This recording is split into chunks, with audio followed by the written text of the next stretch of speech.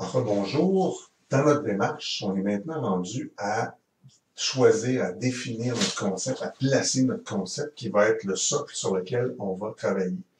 Vous avez fait de la recherche documentaire. Je suis bien content de ce que ça a donné les actes. Si on écoutait tous les actes, tout le monde, on verrait qu'on a couvert une bonne part du champ documentaire.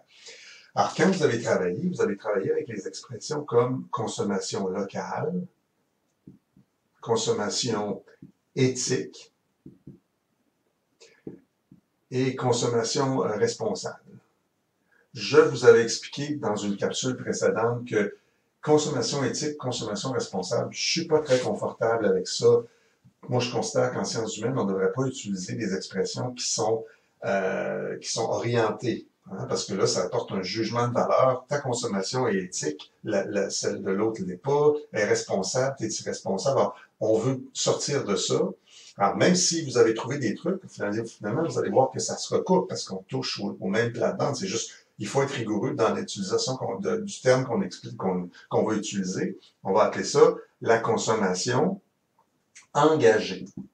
Alors, consommation engagée, déjà, c'est plus neutre.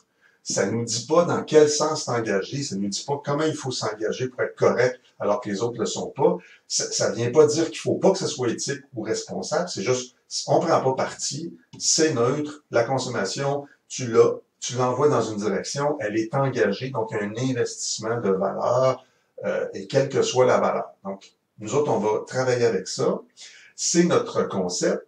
Alors, si vous avez écouté les capsules que je vous ai envoyées, que j'ai mis sur Moodle, sur concept, dimension, indicateur, l'exemple que j'ai donné sur l'homophobie, alors vous allez devoir faire le même exercice, cette fois-ci en ZAC, avec les 3 étapes, c'est-à-dire définir. Donc, vous allez devoir définir ce qu'est la consommation engagée.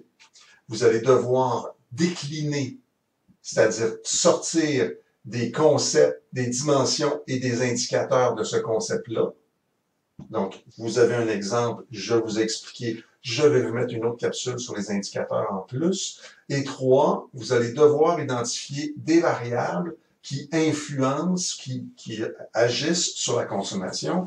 Je vous ai donné des exemples dans la partie sur l'homophobie. Et vous avez aussi, si vous remarquez, la correction du ZAC, ou en tout cas la synthèse du ZAC que je vous ai envoyé, j'ai pris des éléments des 3, des éléments de définition, des éléments de déclinaison, et à la fin, des variables qui orientent, qui déterminent la consommation engagée. Il va falloir faire cet exercice-là avec notre concept. Donc, je vais vous mettre un petit dossier avec une série de textes directement sur la consommation engagée que j'ai trouvé. Beaucoup de matériel qui vient de la France, mais finalement, c'est parce qu'ils ont adopté, ils ont épousé cette expression-là.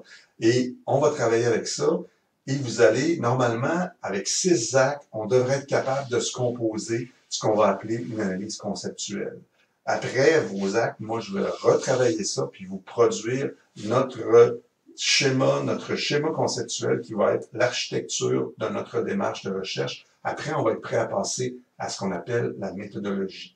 Donc, c'est la problématique. Vous allez y contribuer. Ça va se passer le 25 septembre, donc vendredi prochain dans le ZAC. Je vais vous envoyer un MIO complémentaire. Cette fois-ci, le ZAC est pour 15 points, puis je vais être un petit peu plus exigeant sur la structure, sur votre efficacité, sur la qualité de vos échanges. Puis vous allez devoir tenir compte des commentaires que je vous ai envoyés pour chaque équipe en groupe. Merci.